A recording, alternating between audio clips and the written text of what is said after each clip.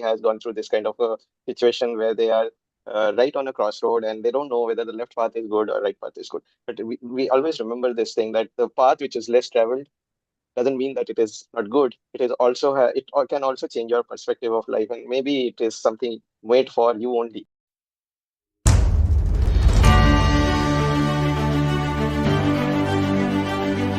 Hello, everyone. Welcome to BWB. And we are back again with another exciting episode for you. And don't leave us. Do stay with us till the end because we have something exciting for you. As we talk about all the insightful, insights from the century-old book, which we are discussing in this entire month. The fiction book is Alice in Wonderland, and the non-fiction book is The Magic. So stay with us, and you will enjoy this nice, immersive conversation that can change your perspective on how you are looking at things in your life. So stay tuned, and we start the story now. Dr. Geeta, I would like to invite you to share the insight from the book Alice in Wonderland. Hi everyone, welcome to one more episode of Alice in Wonderland, a much adored story cherished by readers of all ages across all generations. A story that brings magic and adventure alive in our imagination. A place where strange encounters hide powerful life lessons. An invitation to reflect on who we truly are beneath all the noise. So, get ready to go on a roller coaster ride of absurdity and madness, where logic flows out of the window and crazy logic takes its place. So, why wait? Come, let's go. Now, Alice, she is in the woods and she's thinking how she will love. Beginning, she was larger in size. Now she is 3 inches tall, and she's thinking, now what shall I eat and what shall I drink to, to become larger or become smaller. And as she's thinking, she sees a mushroom as tall as her, and she peeks over it, and she sees a caterpillar, blue-colored caterpillar smoking a hookah and looking very laid back and calm and complacent, not even taking notice of her. The caterpillar asks her, "Who are you?" Alice says, "I don't know who I am. Yesterday I knew who I was, but today I have changed size so many times and so many experiences have happened to me, I don't know who I am." The caterpillar is very annoyed. "Please explain yourself." She says, "I am not my own self. How can I explain?" And she asks the caterpillar, "Who are you?" Caterpillar says, "Why?" And Alice returns to go, thinking, "Oh, this is annoying." Caterpillar calls after her, "Come, come, I have something to share with you." And she says, "Rein in your temper." Alice says, "Yes." And it asks her, "What do you want to be? Which size do you want to be?" Alice says, "I don't know, but I would like to be little larger than this 3 inches that I am." Caterpillar is annoyed because it is exactly 3 inches tall. It crawls into the grass to go away, and Alice is thinking aloud, thinking in her mind, "How will I grow larger?" Caterpillar hears her thoughts and says, "Eat that side of it, you will grow large. Eat that other side of it, you'll shrink in size." "What is it?" she thinks. Caterpillar answers, "The mushroom." And now Alice breaks off a little bit of one side of the mushroom and another side of it also. And then when she eats one side, her chin hits her foot because she suddenly shrunk so small. And then with difficulty, she eats another piece, and her neck is now popping out above the tree, and the branches like the snake, and it is waving around. A pigeon thinks that she's come to, take away steal the eggs and starts flapping its wings on her face.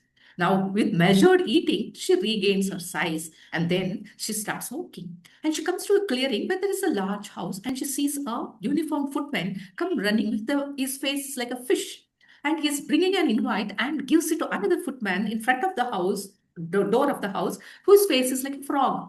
And he says, "This invite is for the Duchess from the Queen to play the croquet game." So this croquet is something like playing, what do you call it as with a square kind of a golf ball, but with a square kind of a net. So, and then she listens and then she goes and taps on the door and she goes inside. Now, the door is directly leading to a kitchen, and it's a large kitchen, and it is so much confusion. There's so much of, wailing and sneezing and the smell of pepper everywhere. The Duchess is sitting on a tree like stool and nursing a baby.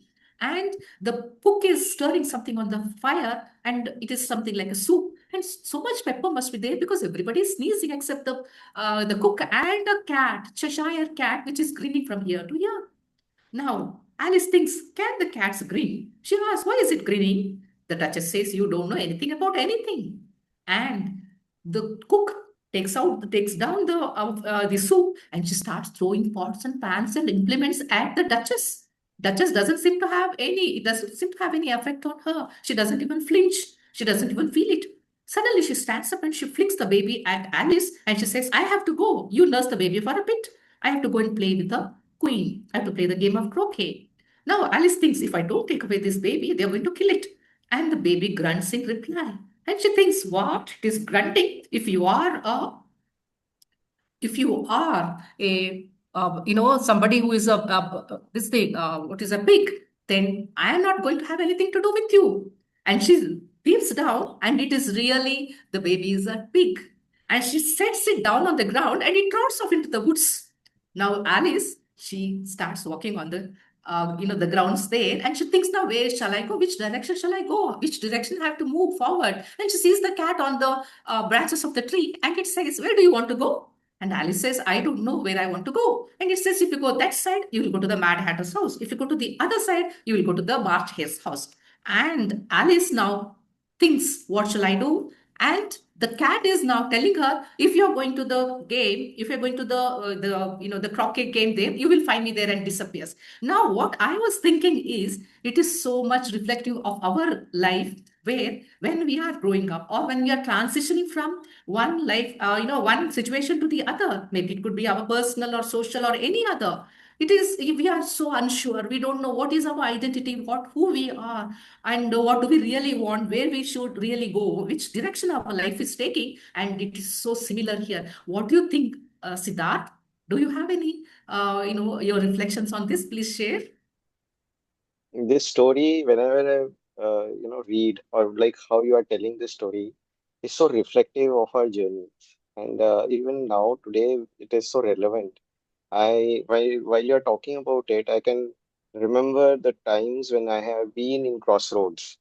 And every time I had like more than, maybe here we are talking about two paths, either the left or right, but many a times we have more than one, more than two, and we are stuck. We are stuck because nobody is there to guide us which path to take. And uh, I have been in this situation many a time, like crossroads, when I was, passing my education. I was out of the school. I thought that I wanted to become a designer. My father wanted me to become an engineer, and my mom wanted me to become something else. So there were so many choices I had, but then I was pushed to become an engineer. When I became an engineer, then I had to go through like whether I should go into technology or should I go into management, should I go into something else, and then the job happened. And when I got into the job, I was a developer, then I became a consultant. I was to choose so many things. So that is what we are, living our life like. And I'm sure everybody has gone through this kind of a situation where they are right on a crossroad and they don't know whether the left path is good or right path is good. But we always remember this thing that the path which is less traveled doesn't mean that it is not good. It is also can also change your perspective of life, and maybe it is something made for you only. And I can relate to one of the incidents when in 20 after the COVID, I had this reflection that I don't want to do this job. I'm done with my career of business consulting. And I didn't want to travel all over the world, but I wanted be back to my country. I was in a place where I was thinking about what should I do next. And then somehow it was a very auspicious day as well on that day, and kind of, I would say, enlightenment now, because it was like a vision I got, and I saw that I'm standing on uh, an edge of a mountain and seeing Himalayas, and somehow. um my sister had planned a vacation for Darjeeling, and we had gone there. And she went back. She came back because she was having school. But I decided that I will extend my vacation. I told my boss that I don't want to go back to my job. I want to go to somewhere and I want to spend time there. And that was the time I was sitting in a place. There's a botanical garden in Darjeeling, and I was sitting there and I was seeing Kanchenjunga. Kanchenjunga gives a direct view. There were a lot of clouds there. It was very beautiful scene. And I got a vision that I should go to Himalayas. And that is when I planned a trip to Himachal. And one of my friend was actually into this pollution, this single plastic usage thing. He was helping, trying to reduce that carbon footprint and working on the eco-friendly part. And he also invited me. And that was a signal. I was very clear that I want to quit my job and get into sustainability. And I came back from the vacation. I told my boss that I want to quit. And I had a very strong reason what I want to do, and that made me decide. And I went to Himachal. There was a lot of things which happened there, but that's a different story to be told in a different episode, maybe. But this is where I think the reflection works. When we are in this crossroad and we are thinking about what to do, what to not, and then we come to this conclusion that, or maybe we get a vision and we decide to do something. I think wholeheartedly, if we go for it, then definitely we get a direction and purpose in our life, and we can move forward from there. I feel that is how I look at it. Hitapa, what you feel? Yeah, hi Siddharth. Very enriching, story from your life, and definitely quite inspired. The way the vision came, and you were able to, implement that in your life. Many people see many things in life as a flashback or a universal signal, but they don't action it, maybe because of fear, or maybe because they are not, willing to change or come out of their comfort zone. So kudos to you for that. And yeah, I think this is also reflecting a lot of emotions and human being as such. Like sometimes you are up in life and everything is good, so you are very very happy and you are very excited, and sometimes little bit things just change and you just feel low, depressed, and off the track, and you lose yourself totally, and then you think all the negatives are in your life. So I think this is also to bring back that balance, to center yourself, and be balanced in emotions, be balanced as a person, and that will help you to get a grip of yourself as who you are, and reflect that in your job, in your emotions, in your life. So that way I can relate. So yeah, I am happy to hear the non-fiction book, how it relates to this amazing insight which Dr. Geeta just shared. So Sujata ji, over to you. Thank you, Shritapa. Yes, just now, Siddharth and you, both of you have shared those beautiful insights we get from the story narrated by Geeta. So, yes, Geet, she has just narrated, Dr. Geeta has just narrated how Alice is growing, shrinking, dodging pepper pots, and being grilled by a blue caterpillar blowing smoke rings. He leans in and asks, "Who are you?" And Alice, poor thing, she doesn't know anymore. And let's be real, how many of us feel that way when someone asks, "What do you do?" Depending on the day, I could say, "I teach, I write, I Zoom," just as I'm doing now. I reheat coffee 3 times and still forget to drink it. So, in the magic, Rhonda tells us in her day 20 mantra, she tells us that when life feels confusing, tune into your heart. Literally, place your hand there and ask, "Does this feel good?" She shares the story of a man pushing himself at a stressful job until he finally paused, tuned into his feelings, and made a shift, choosing joy over just dragging on. So the mapped insight would be, like Alice, we are often in chaotic kitchens of life. Things flying around, expectations pressing in, but the magic says, don't shrink into what others expect of you. Don't puff up trying to fit in.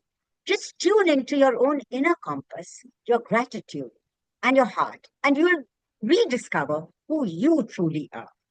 So I found that a beautiful insight from Rhonda Byrne, and there's so much to learn. So now let me hear what Jasveer has to share. Would you like to give your perspective on Yes, this? yes, Sujata.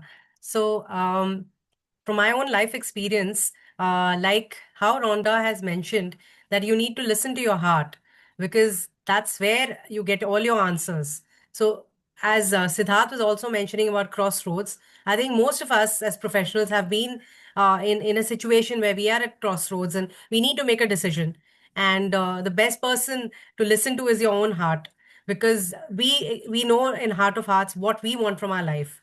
And I was in a bank. I was working with a bank, and being a chartered accountant, I was working in the credit section. The working hours were getting crazy, and because I was working so hard and working long hours, it was affecting me. My stress levels were going very high, and I could not give enough time at home. And I got an opportunity to work with a multinational, which was closer to home, and it was a good, wiser decision. The only catch was that where I was working, I was they promoted me as second in charge of the branch, and it was a great opportunity to grow. And but at the other hand, I had a opportunity to work with a multinational bank, get more exposure, and at the same time, obviously financially, the package was better. So I was in this situation where I could not make a decision whether I need the title or the money, or I need satisfaction. uh, the opportunity that I got was better because I would learn better, improve my skills, and be able to perform better. So I listened to my heart and I decided that it's fine. It's the title doesn't really matter. At the end of the day, the work satisfaction has to be there. So that's when I finally decided that I should move. Many of my colleagues were like, "You're being foolish because they're promoting you as second in charge of the branch." I said, "I understand that, but this is a private bank, and with the promotion, they are not going to really financially give me some better prospects. At the end of the day, I'll be just overworked and overstressed. I might as well move to another organization."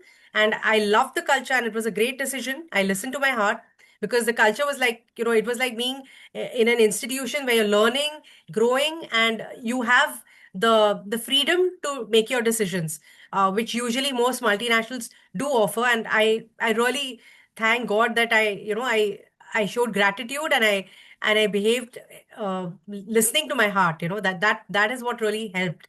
So yes, I agree with what Rhonda has said in the magic, and I'm sure all of us have experienced this. Shritapa, why don't you share something on similar lines? Over to you.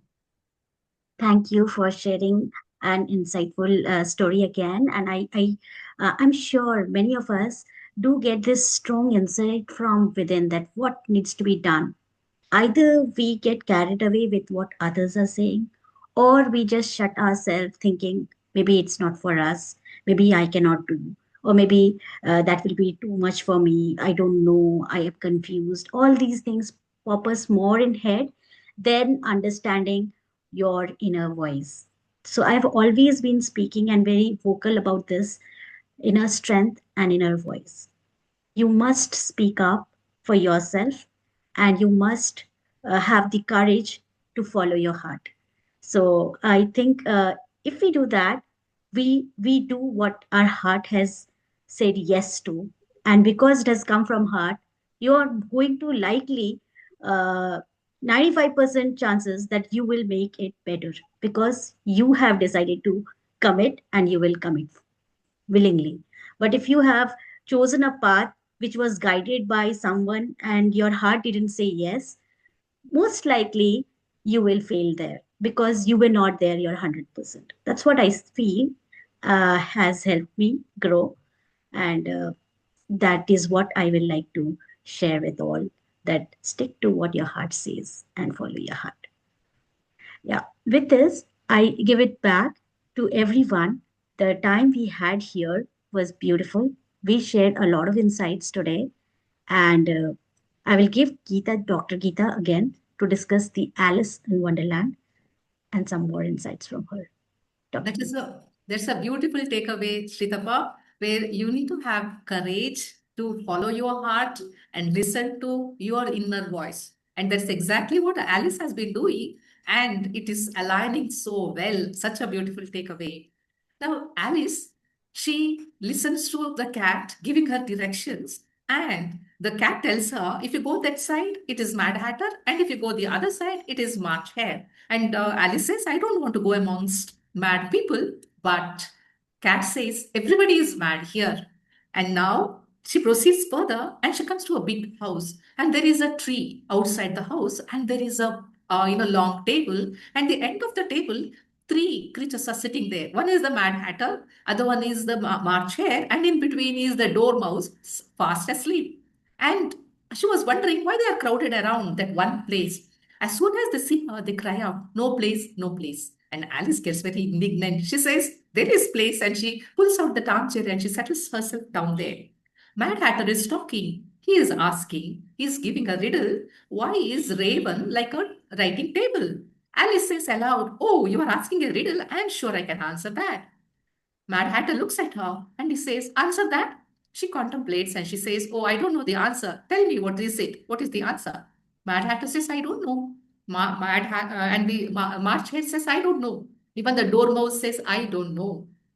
Alice says, "What is the use of asking riddles for which there are no answers? How you can use your time productively?" Now, the Mad Hatter pours some hot tea on the nose of the Dormouse and it just shrugs it away. And such nonsensical things are happening. And then he says, "Have some more tea." Alice says, "I didn't have any tea at all. How can I have more tea?" So Mad Hatter says, "Oh, you mean you can't have less tea?" Alice is now annoyed. What nonsense? What kind of conversation is going on? What kind of action is going on? So she gets up and she walks away and she looks back. Nobody is calling her, nobody is stopping her. And she can see both of them are trying to drown the dormouse inside the teapot. She thinks, "I'm never going to go back to that place." And people are acting so nonsensical. She goes further. She comes across a big tree and it has got a door leading to somewhere. And she opens it and imagine she finds herself in that long hallway where the glass table is there and the tiny golden key. And she goes and opens it and then she eats that. The mushroom which is in a pocket to bring her down to the right size. And that is how she is now managing her size with a mushroom. So she goes inside the doorway, and there is a beautiful, it's like a paradise garden with flowering trees and fruit trees, like a murmuring brook and the birds singing, and it was so beautiful. But my mind is thinking back on what kind of conversation was happening all the time, where things are not happening at all, where, they're having a conversation which is not going anywhere. It is just focused on wordplay, on riddles. Tea time is continuing. The time is broken. And this is how I feel our life also may be looking if somebody else is watching. So I have a question. Have you ever felt, Siddharth, like you're constantly busy and not getting anywhere, just like how the Mad Hatter, the tea party is going on, the conversation is going on where no one is listening? Can you answer any kind of a reflection on that, please? Thank you. Yeah, and this is such a funny incident. Uh, I got something reminded because of this. So, in these corporate environments, we have these tea break times, and when we have a tea break, typically, when we want to have a tea break, we will go and have a tea and come back. But then, when we have a group, we have a big team with us, then everybody asks, they are pinging on their messengers, "Do you want tea? Are you looking for a tea break?" Everybody wants to have a break, and everybody gathers into one cubicle and they ask, "Okay, are you ready for a tea?" So the intention is to have tea, but then the conversation starts. And then we are talking. We are talking about something else. There is nowhere tea around there. We are talking about, oh, somebody got a birthday there's a birthday nearby, or there is something going on in their life. They are going to buy a new house. They are going to celebrate something. All different kind of discussions going on. Everybody forgets that the intention of bringing everybody together was tea, and the tea time goes away, and then the meeting starts. So we forgot what we actually came forward to have together. And then, these kind of things happened because we want to spend time with each other. I feel this is sometimes required to take a break from that busy schedule which we are in. So we can be productive only when we rest sometimes. And that rest is in form of this. I feel this is also important because this gives that energy, we re-energize ourselves and then we come back and then when we are talking again or getting into our work again, it is really something fresh we are starting with. That's how I look at it. What do you think, Chitapa? Absolutely. I, being in a corporate world, I think I've seen this, I've lived this, and I can laugh over it because yes, this has happened so many times that we have gathered for a reason and we couldn't do much for the same reason, but we have chatted and just spoke something else and some more funny conversation, and it just time passed by and we are back to work. Yeah, with this, I want to remind all my listeners now, if you are still with us, hearing and enjoying and smiling with these little conversations which we are having, don't forget to like, subscribe, and follow our channel because we are here to ignite you through these beautiful insights. So stay tuned and be with us. I now pass it on to Sujata ji to continue with the book, The Magic. Thank you, Shritapa. So, as both of you have said, and as Dr. Geeta has also narrated in her story, uh, like we keep on doing the same thing and we don't seem to actually reach anywhere. So, like Alice joins the Mad Hatter, the March Hare, the Dormouse for a tea party, but nothing seems to make sense. It's always tea time. Nobody seems to move on. Basically, it's like Monday. You have just spoken about corporate life, so I'm giving that example. Yeah, means it's there on a loop, just with more tea and less Wi-Fi. Now, Rhonda, she says, say thank you with every step, every single step. She shares a story about a woman who walked to stressful meetings while silently repeating thank you with each stride. The meetings didn't disappear, but the dread, the scare, that did. Now, the mapped insights in Alice's world, time is frozen. In ours, we are racing the clock. But are we really going anywhere?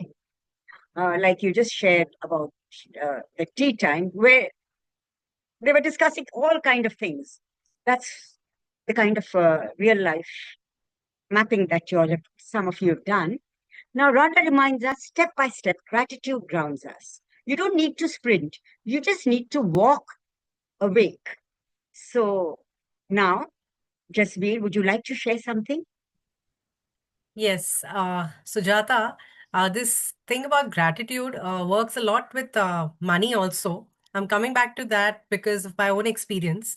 I have been investing in mutual funds right from the time I started working, and I used to do smaller sips, every month, and that continued. So there were situations that we had a lot of economic falls, and the market crashed, and people went into that complete depression and they lost money, and they kept gauging, but I stayed consistent. I decided that I have to be grateful for the market.